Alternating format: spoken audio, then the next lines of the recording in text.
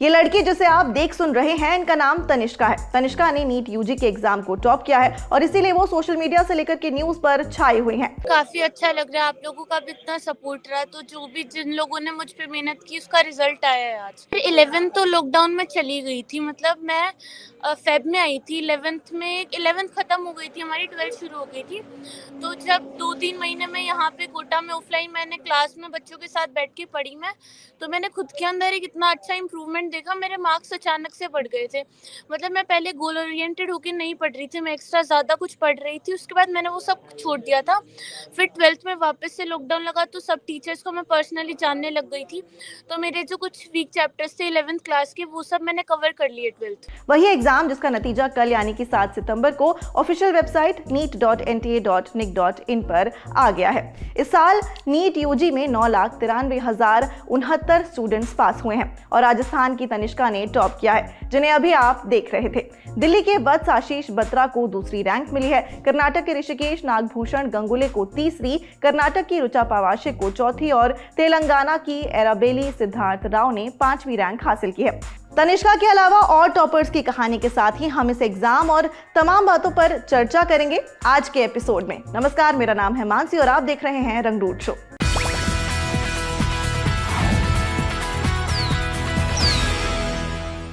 इस बार की परीक्षा में देश भर से कुल 18,72,343 छात्रों ने रजिस्टर किया था और 17,64,571 छात्र परीक्षा में बैठे। वहीं 9,93,069 छात्रों ने ये परीक्षा पास की है। नीट यूजी परीक्षा देश के बाहर 14 शहरों सहित 497 शहरों के 3,570 केंद्रों पर 17 जुलाई को आयोजित की गई थी। एनटीए ने नीट की प्रोविजनल आंसर की पिछले हफ्ते जारी की थी। छात्रों के पास 2 सितंबर तक इस पर असहमति जताने का समय था। रिजल्ट के साथ फाइनल आंसर की भी अब जारी कर दी गई है। एनटीए की माने तो इस साल हर कैटेगरी में नीट के कट ऑफ पिछले 3 साल में सबसे कम रहे हैं। इस साल एग्जाम में कुल रजिस्ट्रेशन के मुकाबले करीब 94.2% अटेंडेंस दर्ज की गई थी और इसमें से लगभग 56% यानी कि 56% छात्रों ने परीक्षा पास की है। नीट यूजी 2022 के रिजल्ट के अनुसार जनरल कैटेगरी में 715 में से 117 मार्क्स या इससे ऊपर लाने वाले मेडिकल कैंडिडेट्स ने परीक्षा पास की है, यानी कि कट ऑफ मार्क्स 117 रहे। वहीं बाकी सभी कैटेगरीज में भी कट ऑफ मार्क्स पिछले साल के मुकाबले कम रहे हैं। साल 2021 में नीट परीक्षा के अनारक्षित कैटेगरी का कट ऑफ 720 में से 138 मार्क्स रहा था। वहीं साल 2020 में ये 720 में से 147 मार्क्स था। अब 4 लोगों ने एक ही तरह के नंबर पाए तो फिर टॉपर एक कैसे हुआ? इधर 6 से 10 की रैंक पर भी सबके 710 अंक ही हैं, तो फिर इनकी रैंक अलग अलग कैसे है? यहाँ पर लगा टाई ब्रेकर फॉर्मूला।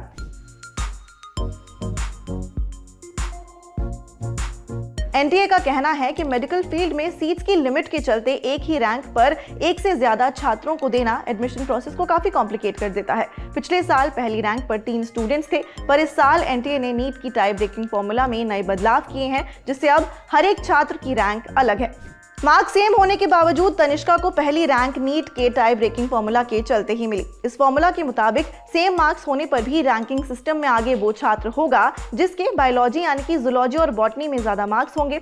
अगर यहाँ भी मार्क्स सेम होते हैं तो फिर केमिस्ट्री के मार्क्स देखे जाएंगे और अगर वहां भी सेम हुए तो फिर फिजिक्स के मार्क्स देखे जाएंगे।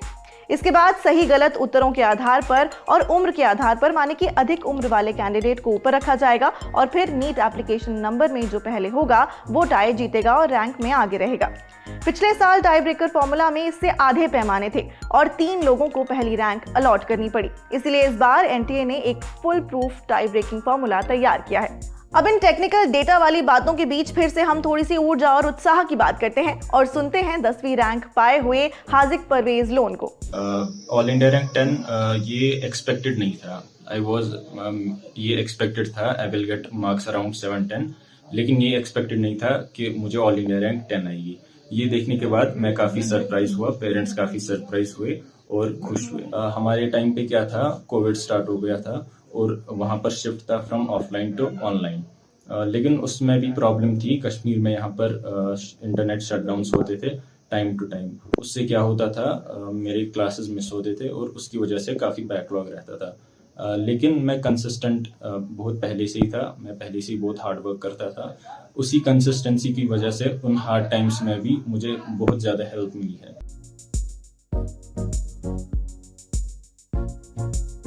काउंसलिंग के लिए जरूरी लिंक हमने डिस्क्रिप्शन में डाल दिया है। नीट यूजी के लिए all India counselling, MCC, AYUSH admission central counselling committee और वेटरनरी काउंसिल ऑफ इंडिया मुख्य रूप से कराएगी। आप NEET all India quota counselling में हिस्सा लेकर केंद्रीय मेडिकल कॉलेज और प्राइवेट मेडिकल कॉलेज में एडमिशन ले सकते हैं। इसके अलावा आप विभिन्न स्टेट के काउंसलिंग में भी हिस्सा ले सकते हैं। नीट स्टेट काउंसलिंग के जरिए आपको उसी राज्य के मेडिकल कॉलेजों में दाखिला मिल सकता है। देश भर के सरकारी मेडिकल कॉलेजों की 15% सीटें ऑल इंडिया कोटे यानी कि AIQ के लिए रिजर्व्ड होती हैं। बाकी 85% सीटों पर स्टेट कोटा के जरिए भर्ती होती है। 22 जून 1994 को सुप्रीम कोर्ट ने एक फैसला सुनाते हुए ऑल इंडिया कोटे की व्यवस्था लागू की थी, ताकि राज्यों को उनकी सीमा में आने वाले मेडिकल कॉलेजों में डोमिसाइल और रेजिडेंस के आधार पर 100% सीटें रिजर्व करने से रोका जा सके, ताकि जहां अच्छे इंफ्रास्ट्रक्चर और अच्छे मेडिकल कॉलेज नहीं है, वहां के मेधावी छात्र दूसरे राज्यों में पढ़ने के लिए जा सके और उन्हें मौका मिल सके। यहाँ पर जम्मू और कश्मीर के उम्मीदवार नीट 2022 की ऑल इंडिया काउंसलिंग में भाग नहीं ले सकेंगे। ऐसे उम्मीदवारों को नीट 2022 राज्य के कोटा माध्यम से आवेदन करना होगा। एक जरूरी टिप जो हमने पहले भी दी थी, आप अपने लिए कॉलेज और कोर्सेज के लिए प्रायोरिटी के आधार पर लिस्ट तैयार कर लें, ताकि काउंसलिंग के समय आपको कॉलेज चुनने में और ज्यादा आसानी होगी। NIRF रैंकिंग साल 2022 के मुताबिक देश के तमाम मेडिकल कॉलेजेस में एम्स दिल्ली सबसे ऊपर है। इसके बाद post graduate institute of medical education and research Chandigarh, Christian medical college Vellore, national institute of mental health and neuro science Bangalore, BHU Varanasi, Jawaharlal institute of post graduate medical education and research Puducherry, Sanjay Gandhi post graduation institute of medical sciences Lucknow, Amrita विश्व विद्यापीठ कोयम्बटूर, श्री चित्रा तिरुनाल आयुर्विज्ञान और प्रौद्योगिकी संस्थान त्रिवेंद्रम और Kasturba medical college Manipal है। Result आ गया है और तमाम जगहों से अच्छी अच्छी खबरें सामने आ रही हैं, लेकिन इन सारी तैयारियों और खुशखबरियों के बीच एक उदास खबर भी है। खबर यह है कि नीट परीक्षा में असफल होने पर ग्रेटर नोएडा में एक लड़की संपदा ने आत्महत्या कर ली। संपदा डॉक्टर बनना चाहती थी, सफलता हाथ नहीं लगी, लेकिन लल्लन टॉप और रंगरूट छात्र छात्राओं और उनके अभिभावकों से बार बार यह आग्रह करता है कि एक परीक्षा या एक डिग्री आपके जीवन से ज्यादा जरूरी है, किसी भी हाल में है। इस दुनिया में बहुत सारे रास्ते हैं। हमारे बहुत सारे साथी डॉक्टर बनने की तैयारी करके आज पत्रकार हैं, कुछ इंजीनियर हुए, फिर वो भी हमारे साथ पत्रकार हैं। लोग कुछ होना चाहते हैं, नहीं हो पाए, लेकिन जीवन को उन्होंने भरपूर मौका दिया और देना भी चाहिए। संघर्षों को साधना जरूरी है, उनसे रास्ता निकालना जरूरी है। अभिभावकों को भी अपने बच्चों पर घट रहे प्रेशर को समझना होगा, देखना होगा कि वो कितने सहज हैं या फिर कितने उदास। उन्हें पूरी शिद्दत से संभालना होगा।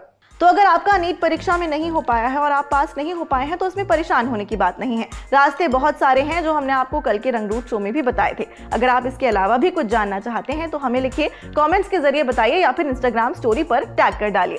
हमसे सोशल मीडिया पर जुड़िए। शुक्रिया, देखते रहिए रंगरूट।